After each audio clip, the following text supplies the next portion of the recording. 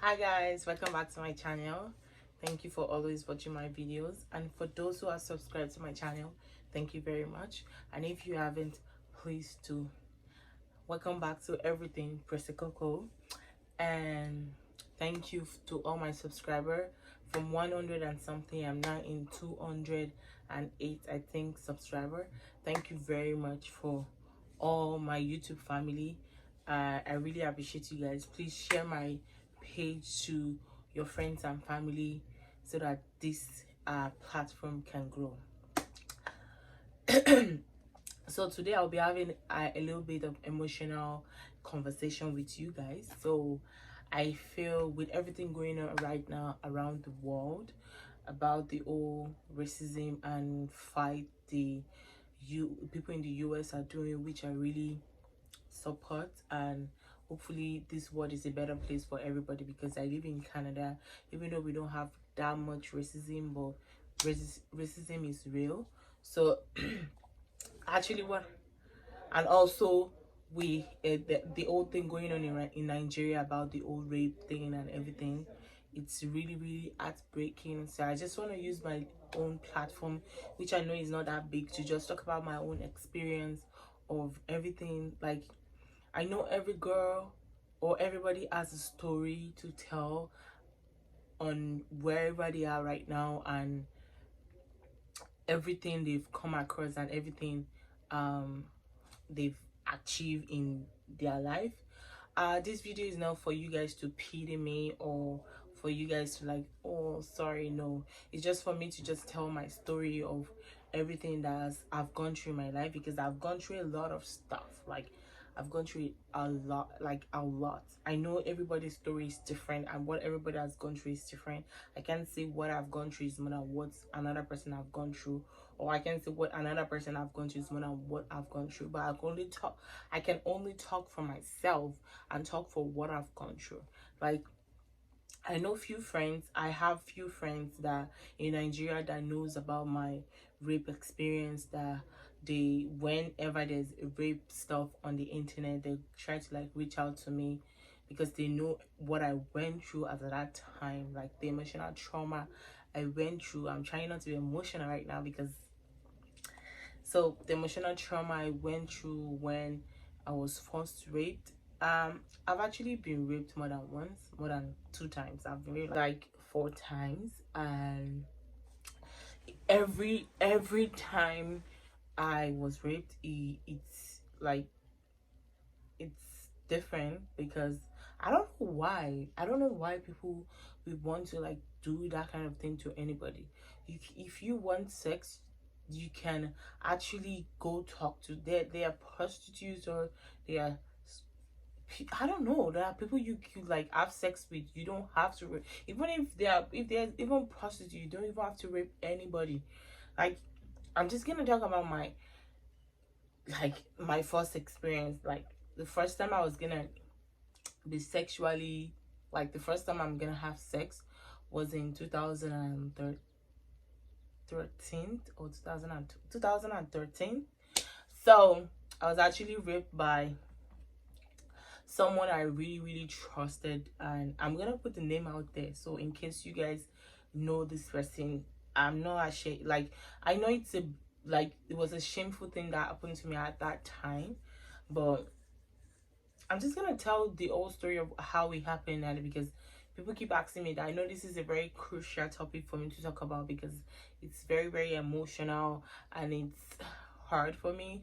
I'm just gonna say how, like, I don't know. So yeah, it was in 2013. That was like my first time having sex, and I was actually raped by someone I really trust at that time. And what happened was that I remember I was in school back then. So anytime I come home for like holiday, I I um I go out and do cleaning for people, like wash, clean, cook for people, and they pay me. So the person that actually did this to me at that time was a guy I used to like at that time.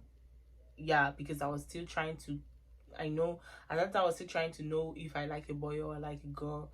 But what I knew is that I there was this guy I liked when I was in my last year of my high school, and me and this guy were like, I don't know if we were dating because I didn't know anything called dating at that time. I grew up in a very Christian home, so stuff like that is something they don't allow you to. Like, they don't allow you to do anything.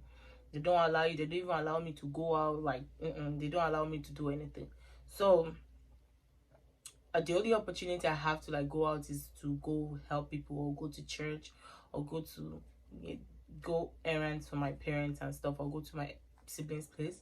But actually, man, so all those time nothing happened. Like, I didn't have sex with this guy because I don't know if I'm like sexually attracted to a guy. So I know I was different. I'm not trying to say okay I'm gay or whatever. It's none of you guys business, but I'm just trying to say my story. Sorry about that.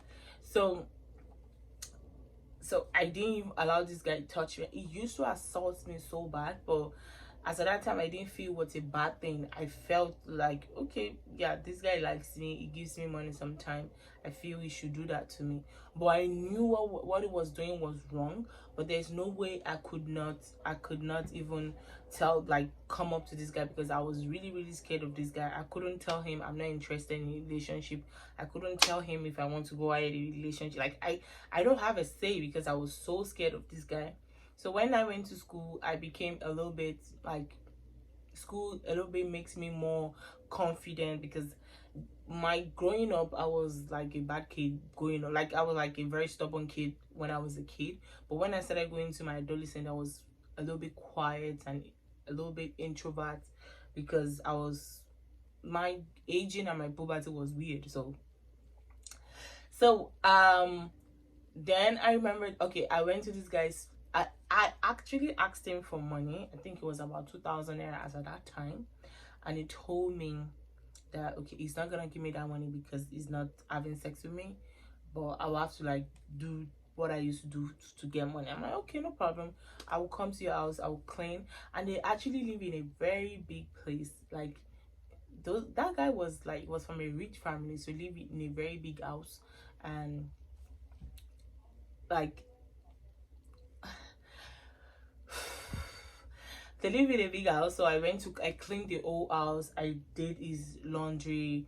These people actually, they have a washing machine, but he just wanted to punish me for giving me 2,000 or 3,000. I don't know what. He just wanted me to like work for that money. So I didn't mind, even though even in my house they don't allow me to wash because I have some issues with my finger. Like, if I dip my finger in water for a very long time, it's gonna affect my finger. So I have to like wash these tons of clothes with my hands.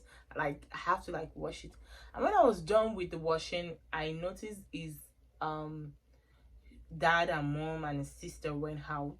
Then he had him, his cousin, and one of his friends in the house. So after I was done with everything, because I'm a shy person, I like, at that time I was very very shy. So I don't really, I talk to people, yeah, I'm friendly, but I'm very shy when it comes to stuff like that. So even though all his family knows me, but I don't relate with them because I'm shy. So after washing his clothes, I had to go to his room to sit down, like wait for him to come pay me so I can leave. So when he came, he was like, oh, he's not gonna give me the money. I just told him, okay, please give me this money. If you think I'm still scared of you, I'm not scared of you. If you know you're gonna pay me, pay me. If you know you're not gonna pay me, just let me go. And it was like, oh, I'm not scared of him anymore. I think that statement I said of me saying I'm not scared of him was actually triggered him. Like, I don't know, I still don't understand why he would do that, but I guess what I said triggered him. So it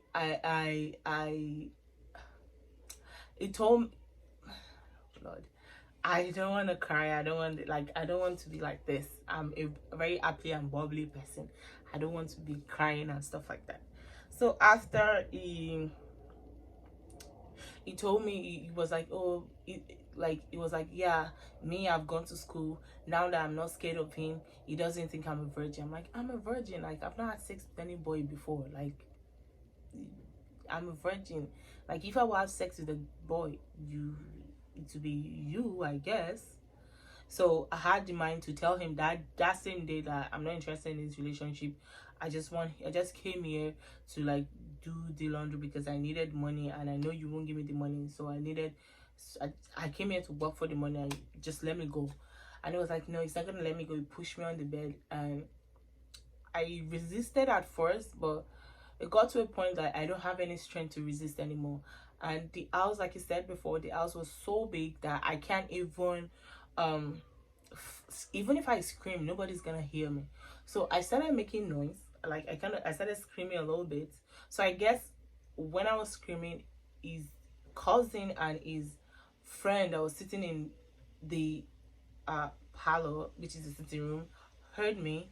So they came in and they were like, what, like they, I think they came in to see why there was noise, and they thought we were fighting. So they came in, and I can't really remember what happened. I can't really remember what actually happened at first. Then I noticed, okay, these people started taking off their clothes, and I was wondering why they were taking care of their clothes.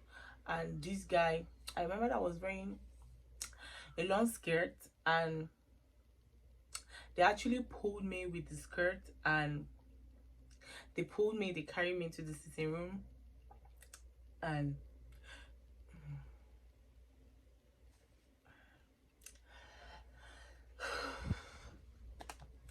so they carried me to the sitting room, and this guy took turns. I cried my life out that day. If anyone could put like a bowl or a bucket in front of me, I'm sure my tears is gonna fill up like a huge bucket, because I was crying. I was begging these people to leave me alone, and the guy was like, "Oh, so you're a virgin?" So I was like, "Okay, you guys saw blood and everything. You're supposed to leave me." No, they actually cleaned me up, and they continue. Like, man, mm, like, I don't know. I don't know why someone would be so awful and be so wicked to do something like that. Even if you're gonna do it, you shouldn't. It should just be you. You shouldn't call you, like, you shouldn't allow your friend and your cousin join in. Like, that went on for like an hour or two. I can't remember, but I know it was a long time. For me, it was really long. I don't know if it was half an hour. I don't know if it was an hour, but I know it was really, really long. And nobody came. I screamed. Nobody heard me because they live in a very big house. They live like in a mansion. So no matter how much I screamed, nobody heard me. And they keep shoving pillow in my face because they don't want me to like talk loud. And I remember they were making a video. And after after I the guy didn't even give me that money. I went back home. So on my way home, I was so ashamed of myself. Like, I couldn't tell anybody. I couldn't tell anybody, and I couldn't even go to the police because these people, as at that time, they are kind of one of the rich people in my area. And even if I go to the police, the police are gonna be like, "Oh, I went to the house." Like, what? Nigerian police, they're not gonna do anything. Like, they're not gonna do anything. So I cried. I don't know. It was awful for me. It was really, really awful for me. I cried and cried and cried and wished everything was gonna go back to the way it used to be. Like, I couldn't even tell my parents, because my parents are like super, super Christian. They are like, they go to church called Deeper Life. If any of my viewer knows the church called Deeper Life, is that's the church they went to. So I couldn't even tell my parents, because if I tell them, I would be like a shame to them. I know how my mom reacts to stuff, so I didn't even tell anybody. I didn't tell my dad. I didn't tell my mom. I didn't tell any of my siblings. Like, I had to keep this in myself, and like I couldn't do anything. I was helpless. I couldn't even fight for myself. Um I couldn't fight for myself. I couldn't do anything. I couldn't do anything because it was and that's like one of the story, like one of, I don't know why people think, okay, I know I'm a very nice person, and I'm very nice, I'm very vulnerable, have a very nice body, but that doesn't mean you should use that avenue to like try to do something bad to me. Like, I don't even expose my, as at that time I was a Christian. Like, when you say someone was, I'm still a Christian, but I was a super super Christian. Like, I'm always covered up. So I don't know why you would want to rape me even then. And I still have, like, even me coming to Canada, I have one rape experience coming to Canada, which I know whoever you are, you will be seeing this video right now, and I'm still going to pursue it, and I'll make sure you go to jail for that. So that guy that did that, then I remember his name. His name is, I'm scared to say his name, but I'm tired of living in fear and living in bondage and living in my own pain. His name is Adewuyi. Ọlọ́run bẹ pẹ̀lú mi, Adeyemi. And this happened in I don't remember, Omotoye Estate. I've forgotten this like years, and I remember this right now. It happened in Omotoye Estate. I know I didn't fight that time. I'm still gonna fight when I'm still gonna fight. I'm still gonna fight. I know. I'm still gonna fight because it was a traumatic thing to happen to me, and I was really hurt, and my life changed from then because it made me lose trust in people. It made me, like, since that time I've not fallen in love because I don't even know how, because I'm always living in fear. Everything attributed to my depression. Like, I've been depressed. He added to my bipolar. He added to my anxiety. Like it was a bad experience for me. I appreciate God that I survived everything, because I had to go through some health complications, which I had to like do everything secretly because I don't want my parents to know. Like, sometimes I just use my parents as if I'm sick, and them taking me to the hospital, and then I had to like have a conversation with the doctor to like help me out. Like, I had a lot of like, I had some thank God it wasn't as bad as it would have happened. Like, it wasn't like the old complication. I know I had some medical complication from then, which I survived. I'm happy I'm alive, and some people get killed at the point of rape when they resist, but I'm happy I'm alive to share my story.